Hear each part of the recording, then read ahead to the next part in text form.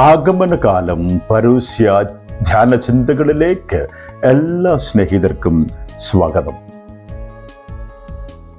കഴിഞ്ഞ ദിവസം നാം ധ്യാനിച്ച് മനസ്സിലാക്കി അദൃശ്യമായ ദൈവപ്രസാദത്തിൻ്റെ ദൃശ്യമായ അടയാളമായി ഒരേ ഒരു അടയാളമായ കർത്താവായ യേശു ഈ ലോകത്തിൽ വന്ന് താനാകുന്ന അടയാളത്തെ സഭ തൻ്റെ ഭൗതിക ശരീരമായ സഭയ്ക്ക് നൽകിക്കൊണ്ട് പിതാവിൻ്റെ പക്കലേക്ക് മടങ്ങിപ്പോയി.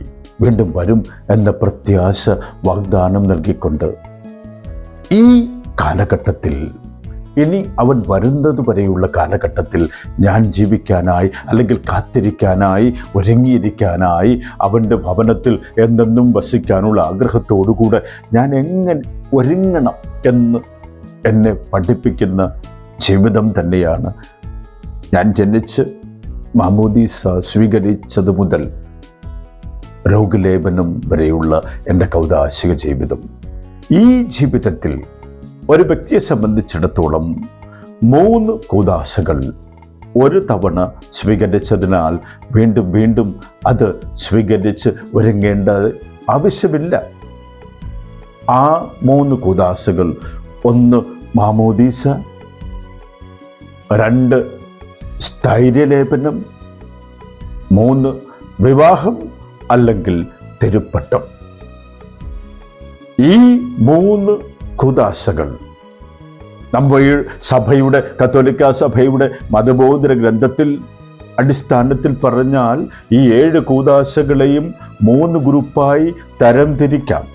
ഈ 7 കൂദാശകളെയും 3ആയി തരംതിരിക്കുമ്പോൾ നാം പ്രാരംഭ കൂദാശകൾ എന്ന് പറയുന്ന 3 കൂദാശകൾ, പ്രാരംഭ കൂദാശകൾ 3 മാമോദീസ, സ്ഥൈര്യലേപനം, ആദ്യ കുർബാന. 2ാമത്തെ ഗ്രൂപ്പായി നാം മനസ്സിലാക്കുന്നത് കൂട്ടായ്മയുടെ കൂദാശ, അതാണ് വിവാഹം, തിരുപ്പട്ടം. 3ാമതായി നാം മനസ്സിലാക്കുന്ന 7 കൂദാശകളുടെ 3ാമത്തെ ഗ്രൂപ്പ് സൗഖ്യദായക കൂദാശ. അതിലൊന്നാണ് രോഗലേപനം, 2 കുംഭസാരം. ഈ 7 കൂദാശകൾ 3ആയി തരംതിരിച്ചതിൽ നിന്നാണ് നാം ഒരു വ്യക്തിക്ക്, ഒരു വിശ്വാസിക്ക്, അയാളെ സംബന്ധിച്ചിടത്തോളം ഈ ലോകത്തിൽ ഒരു പ്രാവശ്യം മാത്രം സ്വീകരിക്കാവുന്ന 3 കൂദാശകൾ. അത് 2 ഗ്രൂപ്പിൽ നിന്നെടുത്തതാണ്. പ്രവേശക അല്ലെങ്കിൽ പ്രാരംഭ കൂദാശയിൽ നിന്ന് 1 മാമോദീസായും 2 സ്ഥൈര്യലേപനവും. കൂട്ടായ്മയുടെ കൂദാശകൾ ഗ്രൂപ്പിൽ നിന്ന് 2 കൂദാശകൾ. അതിലേതെങ്കിലും 1 ഒരു വിശ്വാസിക്ക് സ്വീകരിക്കാൻ പറ്റുകയുള്ളൂ: വിവാഹം അല്ലെങ്കിൽ തിരുപ്പട്ടം. ഇനി ബാക്കിയുള്ള 3 കൂദാശകൾ എല്ലാവർക്കും വളരെ സുപരിചിതമായ കൂദാശകളാണ്. ഈ 3 കൂദാശകളിലൂടെയാണ് നാം നമ്മെ തന്നെ വീണ്ടും വീണ്ടും വീണ്ടും കാത്തിരിപ്പിനായി ഉപയോഗിച്ചുകൊണ്ട് ആ കാത്തിരിപ്പ് അനുസരിച്ചിരിക്കും. അല്ലെങ്കിൽ ഈ 3 കൂദാശകളുടെ തത്തുല്യമായ ഉപയുക്തമായ രീതി അനുസരിച്ചിരിക്കും കാത്തിരിക്കുന്ന എന്നെ കരങ്ങളിൽ എടുക്കാനായി വരുന്ന ചക്രവർത്തി തമ്പുരാൻ സജ്ജനായി വരികയുള്ളൂ.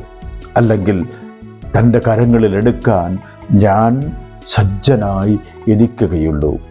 ആ 3 കൂദാശകളെ കുറിച്ച് നമുക്ക് അല്പസമയം ധ്യാനിക്കാനായി വിനിയോഗിക്കാം. അതിൽ 1ാമത്തെ കൂദാശ, 4 കൂദാശകൾ മാറ്റിക്കഴിഞ്ഞാൽ പിന്നെ 1ാമത്തെ കൂദാശയാണ് രോഗീലേപനം. പലരും തെറ്റിദ്ധരിക്കുന്നുണ്ട്. രോഗീലേപനം എന്ന് പറഞ്ഞാൽ അത് സ്വീകരിച്ചു കഴിഞ്ഞാൽ മരണം ഉറപ്പാണെന്ന്.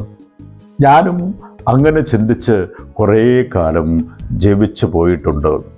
ഈ അടുത്ത കാലത്ത് ഞാൻ മിക്കവാറുമൊക്കെ വചനം കൊടുക്കുമ്പോൾ പറയാറുണ്ട്, എൻ്റെ ജീവിതം ഈ ബോർഡിംഗ് പാസ് നൽകുന്ന ജീവിതമായി ഞാൻ വ്യാഖ്യാനിക്കാറുണ്ട്. കാരണം ഡീക്കനായിരുന്നപ്പോൾ എൻ്റെ വികാരി അച്ഛൻ ഒരു അടുത്തുള്ള ഒരു ആശുപത്രി, ഇടവകയിൽ തന്നെയുള്ള ഒരു ആശുപത്രിയിൽ പോയി അവസ്ഥ കൊടുക്കാനായി പറഞ്ഞു.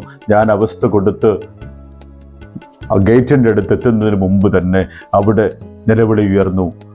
അന്ന് മുതൽ പലപ്പോഴും എൻ്റെ മനസ്സിൽ ഞാൻ അവസ്ഥ കൊടുക്കാൻ പോകുന്ന ആ വ്യക്തികൾ കൂടിപ്പോയിക്കഴിഞ്ഞ 3 ആഴ്ച അത് കഴിഞ്ഞു പോകാറില്ല, മിക്കവാറും ഒക്കെ മരിക്കും എന്ന ചിന്തയിലേക്ക് ഞാൻ തന്നെ എന്നെ തന്നെ രൂപാന്തരപ്പെടുത്തി. പക്ഷേ അത് ദൈവത്തിൻ്റെ പദ്ധതിയല്ല എന്നുള്ളത് ദൈവികമായിട്ടുള്ള ഒരു ഇടപെടലാണ്.